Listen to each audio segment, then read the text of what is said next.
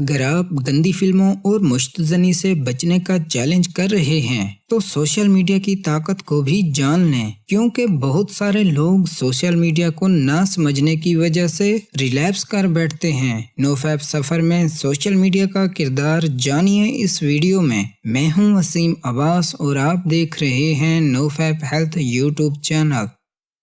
आज के इस दौर में सोशल मीडिया हमारी रोजमर्रा जिंदगी में जुड़ा हुआ है। 1 अरब लोग रोजाना सोशल मीडिया पर लॉग इन होते हैं और औसतन 2 घंटे 25 मिनट हर बंदा सोशल मीडिया इस्तेमाल करता है। लोगों से राब्ता करने या दुनिया में क्या कुछ हो रहा है या इंटरटेनमेंट के लिए हम सोशल मीडिया इस्तेमाल करते हैं, लेकिन नोफैप करने वालों के लिए सोशल मीडिया बहुत बड़ा खतरा है, क्योंकि सोशल मीडिया हमें डोपामाइन की खुशी देने के लिए बनाया गया है। इसलिए इंटरनेट बंद करने के बाद भी कुछ सीन हमारे जहन में बैठ जाते हैं। सोशल मीडिया इतना ताकतवर है, ये किसी भी तरह आपको अपनी लपेट में ले सकता है। सोशल मीडिया फौरी तौर पर आपके ख्यालात को बदल देता है। जब हम सोशल मीडिया पर यूट्यूब, फेसबुक को देखते हैं तो हमारा दिमाग बीटा वेव से अल्फा वेव की तरफ जाता है। जब हम इस हालत में होते हैं तो हमारे दिमाग में बामुश्किल कोई दूसरी सोच या अमल आता है।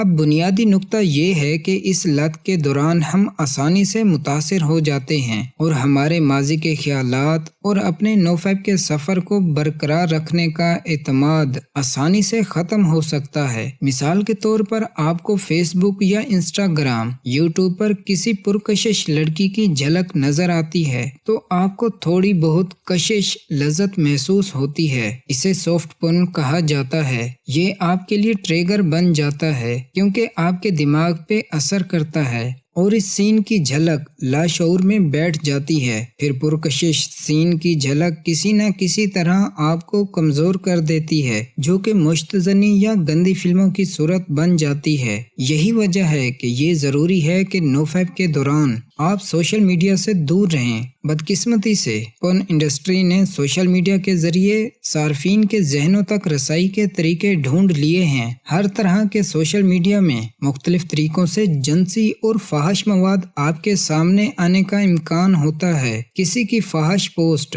वीडियो, तस्वीर एकदम सामने आ सकती है और ऐसे लोग भी हैं जो रोजाना फाहश मवाद को टैग्स के साथ अपलोड करते हैं और ऐसे लोग भी हैं जो फेक अकाउंट बनाकर फाहश मवाद आप तक पहुंचाते हैं, जानबूझकर टैग करते हैं या इनबॉक्स भेज देते हैं। बहुत से लोग फाहश वेबसाइट्स, ग्रुप्स, पेज या आईडी का लिंक भेजते हैं। मैंने पहले भी बताया कि किसी फाहश निगारी की एक झलक लाशऊर में बैठ जाती है जो मुश्तज़नी या गंदी फिल्मों का जरिया बनती है। एक माहिर नफ्सियात ने इस बात पर रोशनी डाली है कि एक सादा सी पिक्चर या टैग लफ्ज फाहशी को ज़ाहिर करते हैं और यहाँ तक कि ये किसी की ख्वाहिश को बढ़ाने के लिए काफ़ी हैं। यही वजह है कि ये ज़रूरी है कि हम सोशल मीडिया से दूर रहें, वरना कोई भी फाहश चीज़ हमें अपनी लपेट में ले सकती है। दुआओं में याद रखिएगा। अस्सलामु अलैकुम।